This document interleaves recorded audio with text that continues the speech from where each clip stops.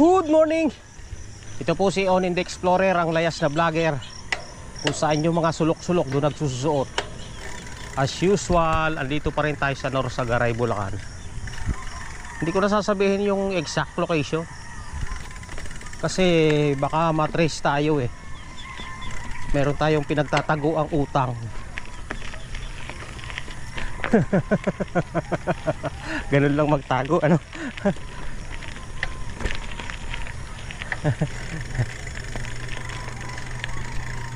Joke lang, joke lang. Baka may maniwala, pero yun ang totoo eh.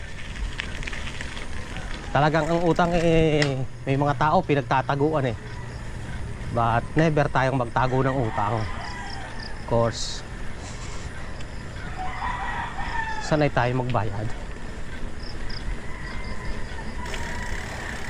Actually, isa sa hanap buhay ko eh, lending. Hindi naman sa pagyayabang.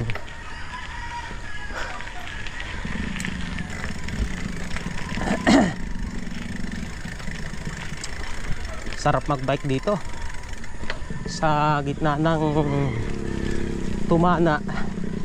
Dito sa amin sa Bulacan, pag kayo nasa bukid, Tumana tawag sa amin. Tumana.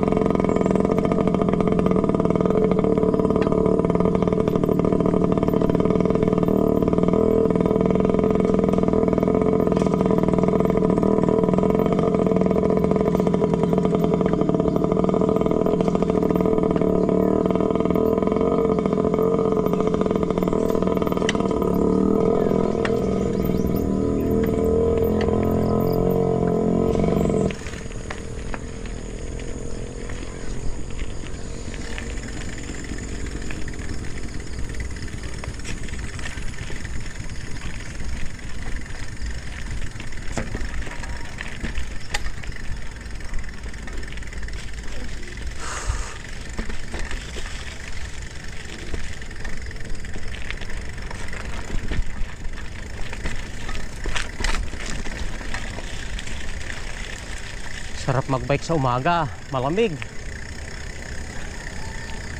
Masusugan ko lang kanina yung sinabi ko lending, hindi na po siya 5.6. Umalis na po tayo sa pagpa 5.6 kasi masyadong mataas ang tubo.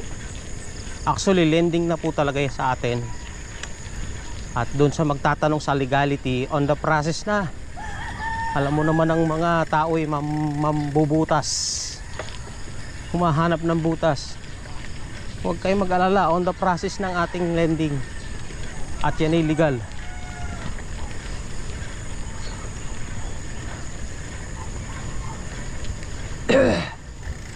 Pakaliwa tayo dito. Oh, yeah!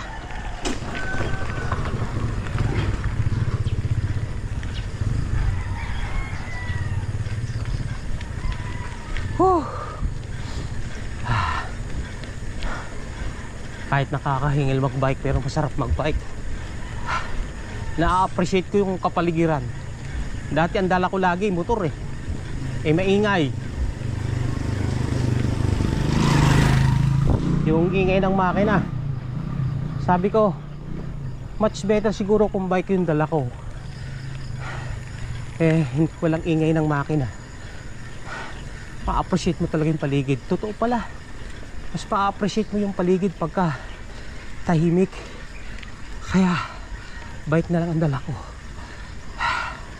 Eto, sumasakit nga lang ang aking tuhod at hita. Pero exercise ang kagandahan niya.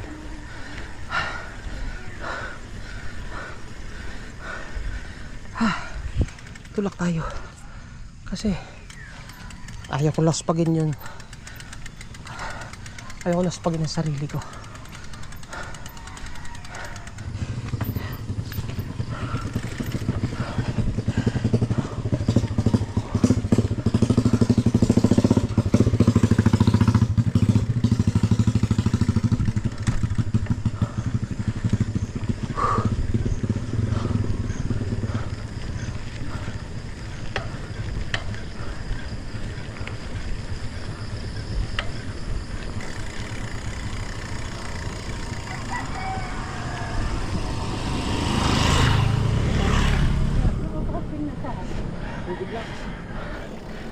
Ah.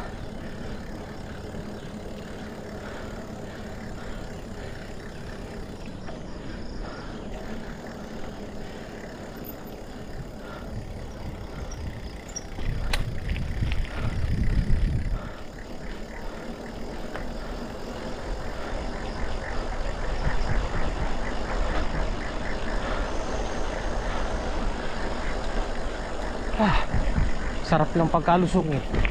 Hindi mo na kailangan magpedal.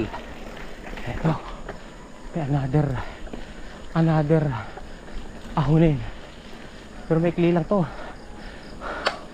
Ano, bababa o tutulak?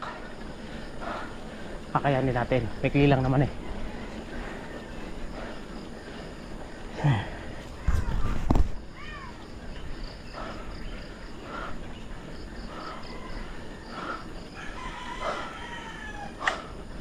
Sayang naman ang lakas ko pagka hindi natin gamitin sa padjak.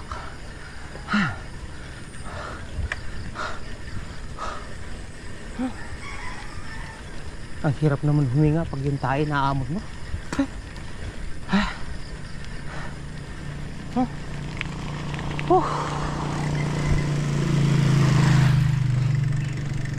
Tayo ng aso yung naamoy natin.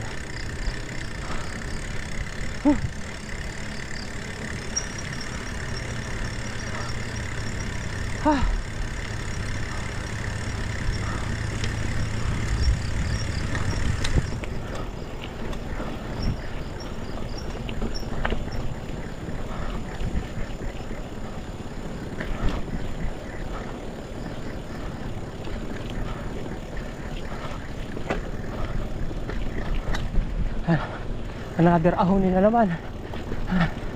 At isang maliit na tulay.